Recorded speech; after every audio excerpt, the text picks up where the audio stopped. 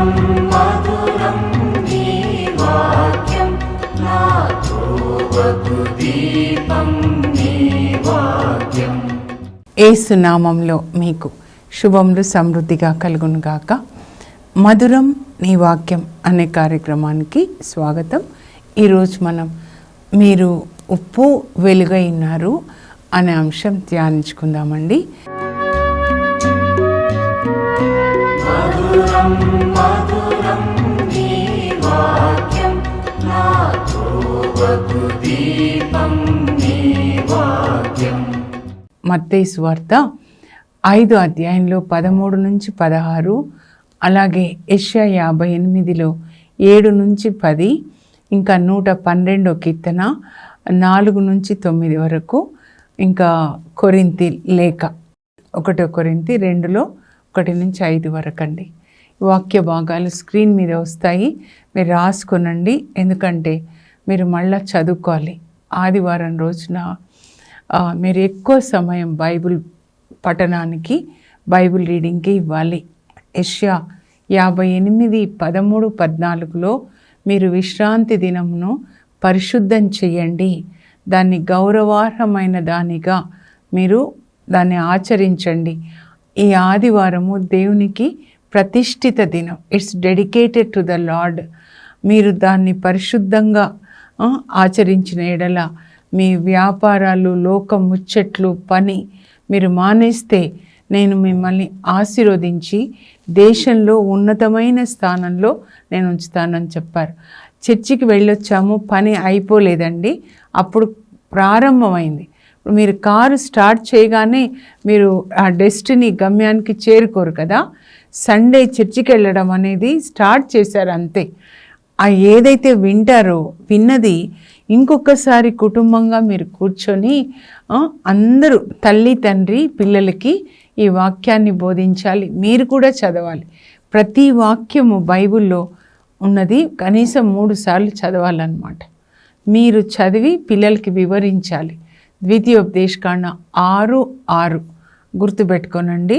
తల్లిదండ్రులారా, ఇద్దరు కన్నారు పిల్లల్ని కదా. మీరు ఇంట్లో ఉన్న బయట ఉన్న మీ బిడ్డలకి ఈ వాక్యాన్ని బోధించండి. మీరు వాళ్ళు పాటించేలాగా చూడండి. అదే మాట ఎఫెసీలో 6వ అధ్యాయంలో మళ్ళీ 6, ద్వితీయోపదేశకాండ 6:6, ఎఫెసీ 6లో మళ్ళీ పౌలు అదే రాస్తాడు 4లో అనమాట. తల్లిదండ్రులారా, మీ పిల్లలని క్రమశిక్షణలో, వాక్య బోధనలో పెంచండి. పిల్లలు అంటే అది ఒక బాధ్యత అండి, దేవుడిచ్చిన బాధ్యత అన్నమాట. వాళ్ళని దేవుని కొరకు, దేవుని వాక్యంలో పెంచాలి. తల్లిదండ్రుల బాధ్యత. వివాహం అంటే ఒక బాధ్యత అన్నమాట. దేవుడిచ్చే పిల్లల్ని దేవుని కోసం పెంచాలి. మోషే వాళ్ళ అమ్మ నాన్న అమ్రాము, యోకాబేదు, మిరియాము, అహరోను, మోషే ముగ్గురిని కూడా దేవుని మహిమ కోసం పెంచుతారు. ఆ ముగ్గురి ద్వారా దేవుడు గొప్ప కార్యాలు చేస్తారనమాట. మొదటి 5 గ్రంథాలు కూడా రాయిస్తారు మోషే ద్వారా కదా. ముగ్గురిని కూడా వాడుకుంటారు. అలా దేవుని మహిమ కోసం మనం పిల్లల్ని పెంచాలండి. ఈరోజు మన టాపిక్ ఏంటంటే మత్తయి సువార్త 5, 13, 14, 13 నుంచి 16 వరకు. ఓకేనా. అక్కడ ప్రభు ఏం చెప్తున్నారంటే, మీరు భూమికి ఉప్పుగా ఉన్నారు. నేను తీసుకొని వచ్చి చూపిస్తున్నాను అనమాట. సో భూమికి ఉప్పుగా ఉన్నారు, లోకమునకు మీరు వెలుగై ఉన్నారు. ఈ 2 మీరు చూస్తే ఈ దీపము కరిగిపోతూ వెలుగునిస్తుంది అన్నమాట. అంటే తనను తాను త్యాగం చేసుకుంటుంది. యేసు ప్రభు కూడా తనను తాను త్యాగం చేసుకున్నాడు. మన కొరకు సిలువలో తన ప్రాణాన్ని త్యాగం చేశాడు. అందుకే పౌలు అంటాడు, నా కొరకు ప్రాణ త్యాగం చేసిన నా క్రీస్తు కొరకు నేను జీవిస్తాను అని చెప్పి ఈ లోకానికి వచ్చి తన ప్రాణం మన కొరకు ఇచ్చాడు. ఆయన సిలువ మరణం ద్వారా మనందరికీ పాపక్షమాపణ అన్నమాట. అది యేసు ప్రభు ప్రేమని త్యాగమైన ప్రేమ అంటారు. అగాపే లవ్ అంటారు. అంటే ఏమీ ఆశించని ప్రేమ అన్నమాట. మన ఈ లోకంలో భార్య భర్తలు, భార్య నుంచి భర్త, భర్త నుంచి భార్య ఆశిస్తూ ఉంటారు కదా. తల్లిదండ్రులు పిల్లల్ని పెంచుతారు, మంచి ప్రేమ. కానీ పెద్దగా అయిపోయినప్పుడు వాళ్ళు కూడా పిల్లలు చూసుకోవాలని ఆశపడతారు.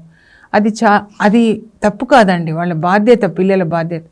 కానీ యేసు ప్రభు ఏది ఆశించలేదండి. తాను కరిగిపోయినాడనమాట. కరిగిపోయి మనకి వెలుగుగా ఉన్నాడు, మనకి రక్షణ తీసుకొని వచ్చాడు. అలాగే ఉప్పు కూడా చూడండి, మనకైతే తెలుసు, ఆడవాళ్ళందరికీ తెలుసు కదమ్మా. ఉప్పు అంటుందంట, మనం వంట చేసేటప్పుడు అన్నీ వేసి చూడండి, నన్ను వేసి చూడండి. అంటే బిర్యానీ చేసినా, మీరు ఒక కూర చేసినా అన్నీ వేయండి, మసాలాలు అంతా, నూనె, ఇంకా అన్నీ కూడా. కానీ ఉప్పు వేయకపోతే అసలు ఎలా ఉంటుంది చెప్పండి కదా. సో ఉప్పు కూరలో కరిగిపోయి ఎలా రుచినిస్తుందో మనం కూడా కరిగిపోవాలి. దేనికి కరిగిపోవాలి? మన స్వార్థానికి కరిగిపోవాలి. స్వార్థం అనేది ఒక పెద్ద గడ్డ ఆత్మకి అన్నమాట, క్యాన్సర్ గడ్డ. నిస్వార్థమైన ప్రేమ, ఈ రెండు కూడా కరిగిపోతున్నాయి చూడండి. ఇది కరిగిపోతూ వెలుగునిస్తుంది, ఉప్పు కరిగిపోయి రుచినిస్తుంది అన్నమాట. మీరు అలా రుచినిచ్చే వ్యక్తులుగా ఉండాలి, కరిగిపోయే వ్యక్తులుగా.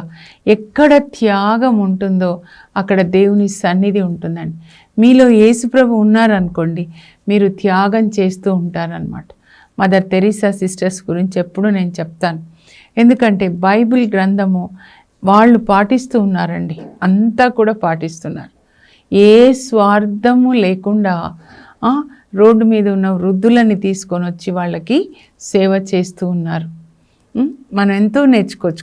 మనం కరిగిపోవాలండి, కరిగిపోయి యేసు ప్రభువులాగా త్యాగం చేసే వ్యక్తులుగా ఉండాలన్నమాట. బైబిల్లో చాలామంది ఉన్నారండి అట్లా. అయితే అపోస్తుల కార్యాలని మనం ధ్యానించుకున్నాము. తబిత అనే ఒక విశ్వాసిని అపోస్తుల కార్యాలు 9:36 ఒక్క మాట రాయబడుతుందండి. నేను ఎప్పుడు చెప్తాను, అక్కడ మీ పేరు పెట్టుకొని మీరు ఇట్లా రాయండి. నిన్న ఇదే వాక్యం గ్రూప్లో చెప్పినప్పుడు మీరు రాయండి అంటే హోంవర్క్ రాసి పెట్టారనమాట. టీచర్గా కూడా హోంవర్క్ ఇస్తాను, ఇప్పుడు కూడా హోంవర్క్ ఇస్తాను. అయితే అందరూ చెయ్యరండి. అలాగే వాక్యం కూడా అందరూ విధేయించరు, చాలా కొద్ది మందే విధేయిస్తారు. అందుకే యేసుప్రభు అంటారు, వినుటకు వీణులున్నవాడు వినుగాక అని. అది లోపలికే వెళ్ళదు, ఎందుకంటే లోకం ముచ్చట్లు విని విని చెవులు ఫుల్ అయిపోయినాయి అన్నమాట. లోకాన్ని చూసి చూసి కళ్ళు కూడా హౌస్ఫుల్ అయిపోయాయి. లోకం ముచ్చట్లతో నాలుక హౌస్ఫుల్ అయిపోయింది. కనుక దేవుని మాట మాట్లాడలేము, దేవుని మాట వినలేము, దేవుని మాట చదవలేము అన్నమాట.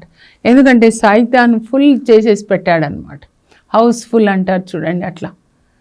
కానీ మనం అట్లా ఉండకూడదండి. తబిత యేసు ప్రభుని అంగీకరించిందనమాట. ఆమె తన కాలంనంతటిని సత్కార్యములు చేయుటలో, పేదలకు సహాయపడుటలో గడిపెను. ఆమె గురించి ఒక మాట రాయబడింది అనమాట. తన కాలం అంతా ఏం చేస్తుందంట? సత్కార్యాలు, మంచి కార్యాలు చేస్తుంది. ఒక టైలర్ అనమాట అమ్మాయి. నాకు అమ్మాయి అని వస్తుంది ఆమె. ఒక టైలరు. అయితే అక్కడ యోపాలో ఉంటుందండి. యోపా సముద్ర తీరాన ఉంటుంది. యోపాలో ఎక్కువ మంది చేపలు పట్టుకునేవాళ్ళు. చేపలు పట్టడానికి సముద్రానికి వెళ్ళినప్పుడు అక్కడ తుఫాన్ వస్తే పాపం ఆ పడవలు మునిగిపోయి వాళ్ళు చనిపోయేవాళ్ళు అనమాట. అప్పుడు వాళ్ళ భార్యలు విధవరాళ్ళు అవుతారు, పిల్లలు అనాథలు అవుతారు. ఈ తబిత అలాంటి విధవరాళ్ళని దర్శించి వాళ్ళని బలపరిచి వాళ్ళకి భోజనం తీసుకెళ్ళి వాళ్ళకి బట్టలు కుట్టించేది. తన దగ్గర ఉంది సూది దారమే అనమాట. నువ్వు భయపడకు, నేనున్నాను అనే ఒక ధైర్యాన్ని ఇచ్చేదన్నమాట. అది మనం ఇతరులని బలపరచాలి, ఓదార్చాలి. నీ దగ్గర ఏముందో అదే ఇవ్వండి. యేసుప్రభు అంటారు, ఈమె అందరికంటే ఎక్కువ దానం చేసింది. ఎందుకంటే తన దగ్గర 2 నాణాలు ఉంటే ఆ 2 ఇచ్చేసింది అనమాట. దీన్నే ఇతరులకి వెలుగునిస్తూ కరిగిపోవడం అన్నమాట. స్వార్థం కరిగిపోతుందండి. నువ్వు ఒక వెలుగుగా ఉంటావు. ఉప్పుని మనం, ఉప్పు వెలుగు.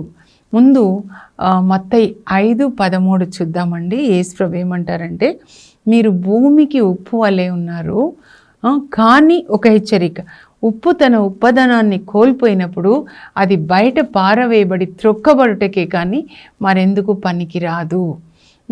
ఉప్పు కరిగిపోయి కూరల్లో రుచిగా ఇస్తుంది. మీరు అలా ఉండాలి అన్నమాట. మీరు ఒక స్కూల్లో పనిచేస్తున్నారా, లేకపోతే ఒక హాస్పిటల్లో, ఎక్కడైనా మీరు పనిచేయండి. మరి తర్వాత ఏంటంటే ఉప్పు నిల్వ చేయడానికి పచ్చళ్ళు కానీ లేకపోతే ఫుడ్ ఐటమ్స్ నిల్వ చేయడానికి ప్రిజర్వేటివ్ అంటారు కదండి, దానికోసం వాడతారనమాట. మనం తోబిత్ గ్రంథం 6:5 చేప దొరుకుతుంది తోబియాకి. అప్పుడు రఫాయిల్ దూత చెప్తాడు, ఇదో కొంచెం తిన్న తర్వాత కొంచెం ఉప్పులో వేసి దాస్తాడనమాట. ఇంకా దాని గుండె కాలేయము తర్వాత గాల్ బ్లాడరు దాచిపెట్టు అని చెప్తాడు. ఎందుకు అంటే కూడా చెప్తాడనమాట. తర్వాత నిల్వ చేయడానికి మరి మనం ఉప్పు అంటే దేన్ని అండి మనం నిల్వ చేయాలి? క్రిస్టియన్స్ సత్యాన్ని నిల్వ చేయాలి, ధర్మాన్ని నిల్వ చేయాలి, నీతిని నిల్వ చేయాలి, ప్రేమని నిల్వ చేయాలి, క్షమని నిల్వ చేయాలన్నమాట. అలా ధర్మో రక్షతే రక్ష అంటారు కదా, ధర్మాన్ని మనం రక్షించాలి, ఆ ధర్మం మనల్ని కాపాడుతుంది. అదే ఇదండి ఈ గ్రంథము, ధర్మశాస్త్రం ధర్మ మార్గాన్ని బోధిస్తుందన్నమాట. నీలాగా నీ పొరుగు వాళ్ళని ప్రేమించండి అంటే నీకు నీవు హాని చేసుకో కదా, కాబట్టి ఇతరులకు కూడా నువ్వు హాని చేయొద్దు. ఇతరులు నీకేం చేయాలని నువ్వు కోరుకుంటావో అది నీవు ఇతరులకు చేయాలి. అందరూ నన్ను ప్రేమించాలి, గౌరవించాలి, నా గురించి గొప్పగా మాట్లాడాలి. అలాగే మనం కూడా ఇతరులకు అది చేయాలన్నమాట. ఏది కోరుకుంటామో అది మనం ఇతరులకి చేయాలి. ధర్మాన్ని కాపాడాలండి. బైబిల్ గ్రంథంలో సమూవేలు ప్రవక్త 40 సంవత్సరాలు ఆయన న్యాయాధిపతిగా ఉంటాడండి, చివరి న్యాయాధిపతి. తర్వాత ఆయనే రాజులను అభిషేకిస్తాడు. సౌలు రాజుని, తర్వాత దావీదు రాజుని అభిషేకిస్తాడు. అప్పుడు సౌలు రాజు అయిపోయిన తర్వాత సౌలు కూర్చుంటాడు, ప్రజలు కూడా ఉంటారు, ఇజ్రాయేల్ ప్రజలు. ఆయన రిటైర్మెంట్ ఫంక్షన్ అన్నమాట. 1 సమూయేలు 12వ అధ్యాయంలో ఏమంటాడంటే, నేను మిమ్మల్ని 40 సంవత్సరాలు నడిపించాను కదా, ఒక జడ్జిలాగా మీకు తీర్పులు తీర్చాను. అయితే ఈ 40 సంవత్సరాలు నేను ఎవరి దగ్గరైనా లంచం పుచ్చుకున్నానా, లేకపోతే ఒక గాడిదని కానీ దొంగిలించానా చెప్పండి, రాజు ఎదుట చెప్పండి, 50 సాక్షిగా చెప్పండి. అలా నేను చేసి ఉంటే నేను తిరిగి మీకు ఇస్తాను. అప్పుడు వాళ్ళు చెప్తారు, నువ్వు ఎప్పుడు లంచాలు తీసుకోలేదయ్యా, ఎప్పుడు మా నుంచి ఒక ఎద్దు ఒక గాడిద ఏది తీసుకోలేదు, 50 సాక్షి, రాజు సాక్షి. చూడండి, ఒక పెద్ద అధికారంలో ఉండి దిగిపోయిన తర్వాత అబ్దుల్ కలాం గారు గుర్తొస్తారు నాకు. దిగిపోయిన తర్వాత మిస్టర్ క్లీన్ అండి, నిప్పులో నుంచి బయటికి తీసిన కర్రలాగా ఉండాలి. అది మాట్లాడతారనమాట. జకరియా 3లో జాషువాని గురించి, ఆయన ప్రధాన యాజకుడు అనమాట, జాషువాని గురించి అక్కడ మాట్లాడుతున్నాడు. ఏంటి అంటే ఈయన సాతాను నేరాలు మోపుతా ఉన్నాడనమాట. అప్పుడు ప్రభు నిన్ను ఖండించునుగా, కానీ దేవుడు యేసు ప్రభువే అక్కడ దేవదూత అంటే ఏమంటాడంటే, ఈయన నిప్పులో నుంచి బయటికి తీసిన కర్రలాగా ఉన్నాడు. యేసుప్రభు బాప్తిస్మ యోహాను గురించి అంటాడు, ఈయన మండుచున్న దీపం, మీరు మండుచున్న దీపంలాగా ఉండండి, మీ సత్యము, మీ నీతి, మీ కరుణ ఒక దీపంలాగా వెలగాలి, ఆ చుట్టూ ఉన్న చీకటిని పారద్రోలాలి. మీరు ఇలా ఉన్నప్పుడు ప్రజలు మీ యొక్క నీతిని గుర్తిస్తారండి. వాళ్ళలో నుంచి కూడా చీకటి వెళ్ళిపోతుందన్నమాట. ఒక అన్యాయం జరిగినప్పుడు నోరు తెరిచి మాట్లాడతాడండి ఏలియా.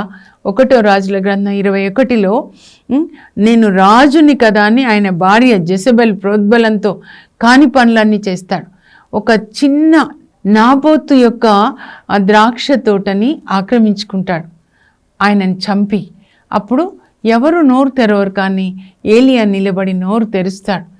కరప్షన్ని, లంచాన్ని మనం ఖండించాలి, నీతిగా జీవించాలి. మీరు టీచర్గా కరెక్ట్గా టైంకి వెళ్తున్నారు, చక్కగా ప్రిపేర్ అయ్యి పిల్లలకి మంచిగా చెప్తున్నారు, మిగతా వాళ్ళు గమనిస్తూ ఉంటారండి. అట్లా మీరు ఒక దీపంలాగా వెలగాలి. అలాగే ఒక ఉప్పులాగా రుచినిచ్చే వాళ్ళుగా ఉండాలన్నమాట. అయితే ఉప్పులాగా మరి వెలుగులాగా ఉండాలి అంటే మళ్ళీ యెషయా గ్రంథంలో మనకి వివరణ ఇస్తున్నారండి. యెషయా 58 ఏంటి అనంటే, దేవుడు ఏమంటున్నాడంటే నాకు ఇష్టమైన ఉపవాసం. ఇప్పుడు మనం ఉపవాసాలు ప్రారంభిస్తాం కదా, మనకిష్టమైంది కాదండి చేయాలి. ఇప్పుడు నేను స్కూల్లో టీచర్గా పనిచేసినప్పుడు హెచ్ఎం ఏం చెప్తే అది చేయాలి. ఇప్పుడు ఇక్కడ నేను వాక్యం చెప్తున్నాను దివ్యవాణిలో, మరి ఫాదర్స్ అథారిటీ ఏం చెప్తే నేను అలా చేయాలి, నేను ఒబే కావాలి రూల్స్ అన్నీ. అర్థమవుతుందా? అయితే దేవునికి ఇష్టమైన ఉపవాసం చేస్తేనే మనకి ఆశీర్వాదాలు వస్తాయి. మనకి ఇష్టమైంది చేయకూడదు. ఏమంటారంటే ఇప్పుడు నువ్వు వెలుగ్గా ఉప్పుగా ఉన్నావు అంటే నువ్వు ఎలా ఉండాలంటే యెషయా 58:7 నుంచి ఏంటి అని అంటే వెలుగు అంటే తబితా లాగా చూడండి, మదర్ తెరీసా సిస్టర్స్ లాగా ఆకలేని వాళ్ళకి అన్నం పెట్టండి, బట్టలు లేని వాళ్ళకి మీరు బట్టలు ఇవ్వండి, ఇల్లు వాకిలు లేని వాళ్ళకి ఆశ్రయం ఇవ్వండి, మీ రక్త సంబంధులకు సహాయం నిరాకరించకండి. మీరు మంచి స్థితిలో ఉన్నారు, మీ అన్నయ్య తమ్ముడు తినడానికి లేదు, అప్పుడు మీరు వాళ్ళకి సహాయం చేయాలి. మీ రక్త సంబంధులు. ఆదికాండంలో యోసేపు తన అన్నయ్యని చూసుకుంటాడు, తండ్రిని చూస్తాడు వృద్ధాప్యంలో. అందువలన ఆయన 2 ఆశీర్వాదాలు పొందుతాడండి. వాళ్ళ నాన్న ఎన్ని దీవెనలు ఇస్తారు. ఆదికాండం 49. టైం అయిపోతుంది కానీ నాకు మళ్ళా చెప్పడం ఇష్టం. 22 నుంచి ఏమంటాడంటే వాళ్ళ నాన్న ఎంత బాగా మమ్మల్ని చూసుకున్నావు, యోసేపు జలాధారం చెంత నాటిన ఫలవృక్షం వంటి వాడు, దాని కొమ్మలు గోడలు దాటి ప్రాకుతాయి. నాయన ఆకాశ జలంలో దీవెనలు, అగాధ జలంలో దీవెనలు, ఫలపుష్పంల దీవెనలు, పర్వతంల దీవెనలు, సంతాన ప్రాప్తి దీవెనలు, నా తాత తండ్రులైన అబ్రహాం ఇస్సాకుల దీవెనలు నా కుమారుడైన యోసేపు శిరస్సును అధిష్ఠించునుగాక అని తండ్రి దీవెనిస్తే ఇప్పటికి కూడా నెరవేరుతుందండి. 4000 సంవత్సరాల తర్వాత కూడా అన్నమాట. మీ సొంత వాళ్ళ కన్న తల్లిదండ్రుల్ని, తోడబుట్టిన వాళ్ళని ఆదుకొనండి. పేదవాళ్ళని ఆదుకొనకపోయినా అది కూడా మనం చేయాలి పరలోకం వెళ్ళాలంటే అన్నమాట. ధనికుడు ఇంట వాకిట ఉన్న లాజరుకి అన్నం పెట్టనందుకు నరకంలోకి వెళ్ళిపోయాడండి. మన ప్రక్కన ఉన్న పొరుగు వాళ్ళని, పేదవాళ్ళని మనం ఆదరించాలి. అప్పుడు ప్రభు ఏమంటారంటే, అప్పుడు నా కృప ప్రాతంకాల సూర్యుని వలె మీపై ప్రకాశిస్తుంది, మీ గాయాలు మానిపోతాయి, మీ నీతి మీకు ముందుగా నడుస్తుంది, మీ పుణ్యం మీకు ముందుగా నడుస్తుంది. మీరు ప్రార్థించినప్పుడు నేను మీ ప్రార్థన ఆలకిస్తాను. మీరు నీరు కట్టిన తోట వలె కలకల్లాడుతుంటారు, ఎల్లప్పుడూ ఉబుకుచుండు నీటి ఊట వలె ఉంటారంట. కలకల్లాడుతూ ఉంటామంటండి. నీళ్లు కడితే తోట ఎంత బాగుంటుంది. తోట తనంతట తాను నీళ్లు కట్టుకోలేదు, ఒకరు కట్టాలి. మనకి దేవుడు అలా ఇస్తారనమాట. ఎప్పుడు నీరు కట్టిన తోటలాగా కలకల్లాడుతూ. మన గాయాలు ఉండవండి, ఇంకా ఎప్పుడు ఉండవు. అర్థమవుతుంది కదా? దేవుని సన్నిధి మీకు ముందుగా వచ్చి మీకు ఆశీర్వాదాలు. మీరు వెలుగులాగా ఉప్పులాగా ఉన్నప్పుడు, స్వార్థం లేకుండా, ఏది ఆశించకుండా, యేసు ప్రభువులాగా ఇతరులకి మీరు సహాయం చేసినప్పుడు, సహాయమే కాదు నీతిగా కూడా ఉండాలి. ఇంకా 112వ కీర్తన అన్నమాట. మీరు తప్పకుండా చదువుకోండి, ఇంటికి వచ్చి మళ్ళా చదవండి దయచేసి. తర్వాత పాటించాలి, ప్రకటించాలి. ఓకేనా? 112 ఏంటంటే మీరు ప్రభువుని స్తుతించండి. స్తుతి అంటే పాటల ద్వారా మాత్రమే కాదండి, మన వాక్యాన్ని విధేయించడం స్తుతి, ఆరాధన అంటే.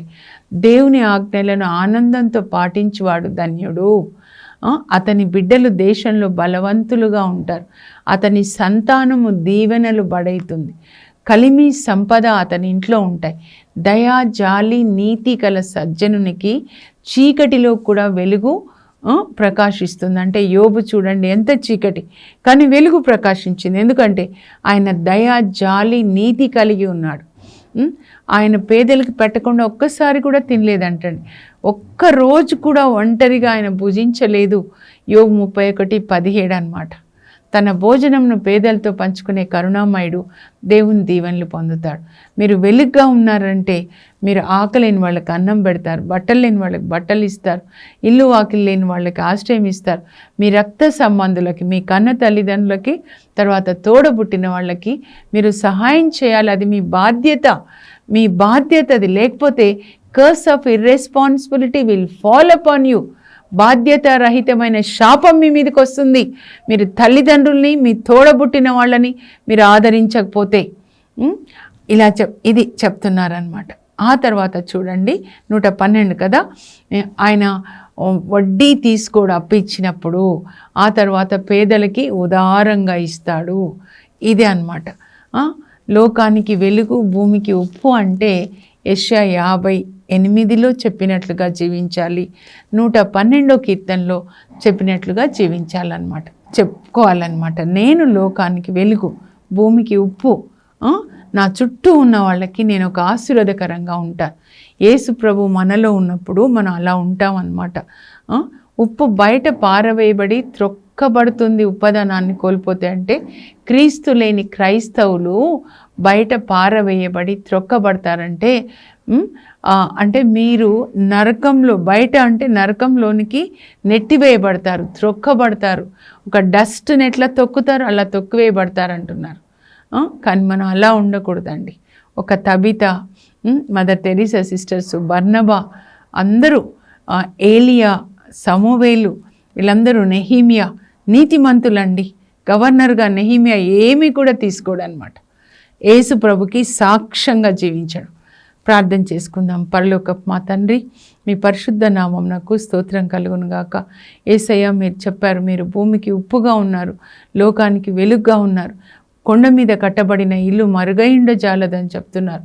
ప్రజలు మీ సత్కార్యములను చూసి పరలోకంలో ఉన్న మీ తండ్రిని మహిమపరచడానికి మీ వెలుగు వాళ్ళ ముందు ప్రకాశింపనిండు అంటున్నారు. వెలుగైన మీరు నీతిగా, యేసయ్య, వినయాన్ని కలిగి, కరుణ, క్షమ కలిగి జీవించారు.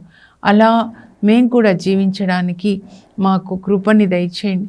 ఈ వాక్యాన్ని హృదయంలో దాచుకొని ధ్యానించి పాటించి ప్రకటించే కృప దయచేయండి. యేసు నామంలో అడుగుచున్నాం తండ్రి, ఆమెన్. మీరున్న చోట దేవుడు మిమ్మల్ని భూమికి ఉప్పుగా, లోకానికి వెలుగుగా, అనేకులకు ఆశీర్వాదకరంగా మిమ్మల్ని ఉంచారు. అలా మీరు జీవించుదురుగాక. God bless you. Have a blessed day.